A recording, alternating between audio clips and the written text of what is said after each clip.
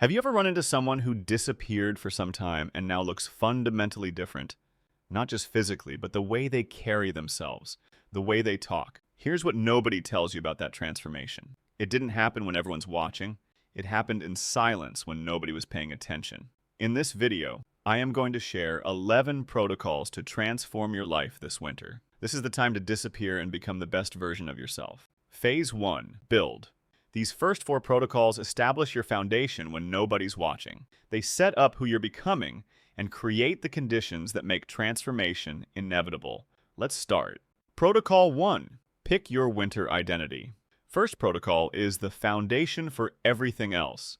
Pick one identity you want to become by spring, not a goal. For example, instead of saying, I want to lose 20 pounds, pick the identity, I'm someone who trains consistently. See the difference? Goals are about doing. Identity is about being. And your brain cares way more about being than doing. Here's how this works. Step 1.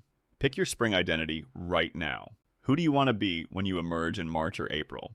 Write it down in present tense. Step 2. Adopt that identity immediately, not on January 1st or your birthday. Step 3. Build in complete silence. This is crucial. No social media updates about your journey. This may seem counterintuitive if you love accountability posts, but the research is clear. Announcing your goals give you premature dopamine hit. Your brain feels that you have already done the work, and your motivation plummets. But when you adopt an identity silently, you have to actually become it to get any satisfaction. There is no shortcut. Step 4. Let every action be a vote for this identity. Make sure that every choice you make is either voting for the new identity or the old one. Protocol 2. Go invisible. This protocol protects your transformation from external interference. It is to go completely invisible socially during winter, not just less active. Invisible. So, no more posting on social media about what you are doing, no sharing goals or projects, no updates on progress. Just complete radio silence. Best part, winter makes this effortless, as people expect less social activity in winter anyway. But here's what's really happening. You're creating space to transform without observation. See, there's research on something called social facilitation. It says that being watched alters your performance quality. Sometimes it helps, but often it creates pressure that kills the process. As you start performing for the audience instead of actually building, going invisible removes that completely. And here's another benefit. When you stay invisible, people's expectations of you become fluid. They're not locking you into your old identity through constant interaction. So, no more being dragged down. Protocol 3. Embrace boredom. This resets your brain's reward system. Here is what you do. After sunset, restrict all easy dopamine sources. Here's why this matters.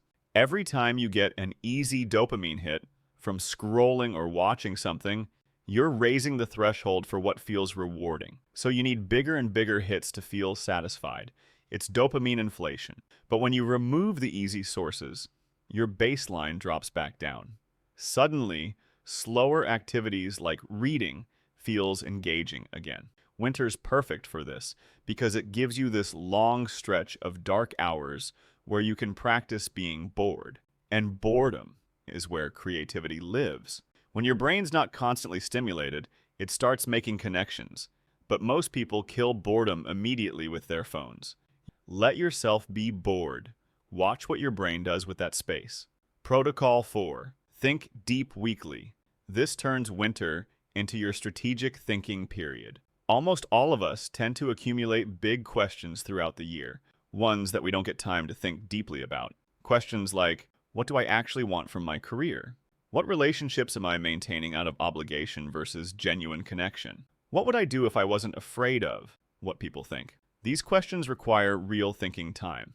Winter is when you answer these questions. For me, it led me to move locations. It is when I pivoted my career and posted my first video. Here's my system. I keep a running list all year of questions that I didn't have time to process. Then in beginning of the winter, I block out 2 hours every Sunday for question season. Now, if you like my videos, consider subscribing to my newsletter. Phase 2. Protect. Now comes the hard part. Protecting that progress when winter chaos hits. Holidays, family obligations, work pressure, the cold wearing you down. This is where most transformations die. These next 4 protocols are your defense system. They keep you on track when everything's trying to pull you off. Let's get into them. Protocol 5. Invest in 5 people. Identify 5 to 7 relationships that you want to deepen. Then during winter, invest in them consistently. Nothing intense. A text checking in can be enough. Winter can get slow and lonely sometimes. People remember who showed up when others didn't. Pick your 5 to 7 relationships. Make winter your relationship investment season. By spring, you'll have a foundation everyone else is still trying to build. Protocol 6. Work in dark hour. Use the early darkness to completely restructure your day. In winter, darkness falls between 4:30 to 6 p.m. Most people fight this. They blast artificial light and try to stay productive until 9 or 10 p.m. Then they wonder why their sleep is terrible and they're exhausted all winter. I do the opposite. When darkness hits, I start my wind down. By 5:30 p.m., I'm done with work. Lights in my space get dimmer, screens go away. I shift into evening mode, just gradual decompression. By 8 or 8:30 p.m., my child sleeps, and then I'm ready for bed. And I wake up naturally between 5 and 6 a.m. Here's why this works. Research shows that we sleep about 30 minutes longer in winters. Fighting this seasonal pattern disrupts your biology. Working with it gives energy. Plus, sleeping more in winter means waking up during the dark hours. For me, that's when the deepest work happens. For example, right now, it's 5 a.m. When I am writing this piece. By the time the sun goes up, I would have already done 2 to 3 hours of my best work. So, sleep more, wake earlier, work in darkness. That's your winter advantage. Protocol 7. Master one skill. Pick one skill at the start of winter. Just one. And go obsessively deep on it for the entire season. Here's why winter's perfect for this. Skill development requires consistent, focused practice over time. Most people can't maintain that consistency because their life is too fragmented. There are too many distractions like social events, summer activities, trips. But winter removes most of those interruptions. Weather keeps you home, and your social calendar is generally lighter, so exploit that. One skill, 90 minutes a day, every single day. By the end of winter, that's about 200 hours of focused practice. That's enough to go from beginner to intermediate, or intermediate to advanced. So while everyone else is dabbling in 5 different things and mastering none, you focus on just one. By spring, you'll have a capability nobody expected. Protocol 8. Eat in 8 hours. Winter creates natural eating advantages most people miss. Your social calendar gets lighter. Fewer barbecues, fewer outdoor events. The eating opportunities just drop without you doing anything. Most people don't notice this structure shift. This protocol will help you weaponize it. Here's my approach. My heavy meals are in a compressed window, usually between noon and 8 p.m. That's an 8-hour eating window. The rest is either fasting or low-calorie snacks. Your body operates differently in winter. Use that instead of fighting it. I'm not saying go on some extreme diet. I'm saying notice that winter naturally makes certain things easier and lean into that.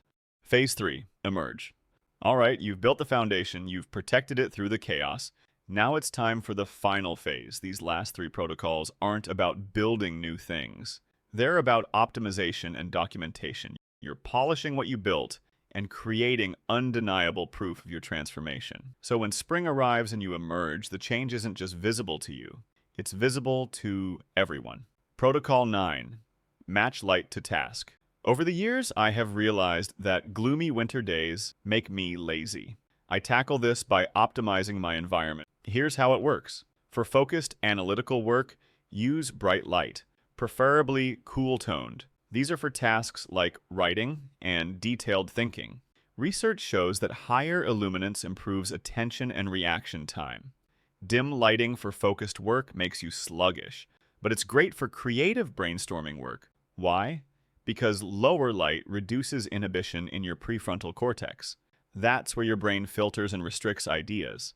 Dimming it down lets more connections form. thus enabling divergent thinking.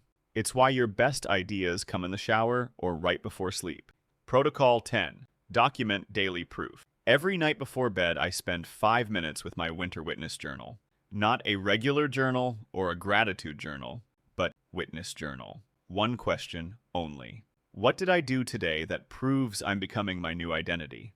That's it. Some days it's a big thing. Some days it's small. Both count. Here's why this is crucial.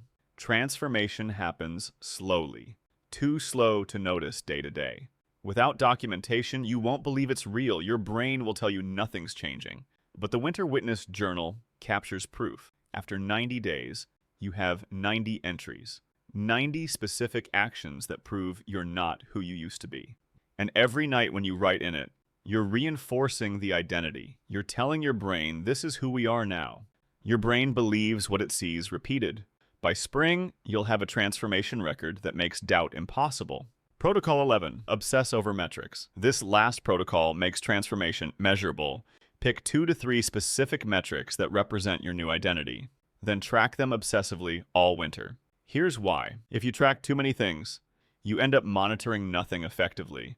But if you pick the right 2 to 3 metrics, they tell you everything. For example, if your new identity is someone who trains consistently, the metrics might be, first, training sessions completed per week. Second, average workout duration. Third, weekly strength progression. Those 3 metrics aptly capture whether you are living the identity.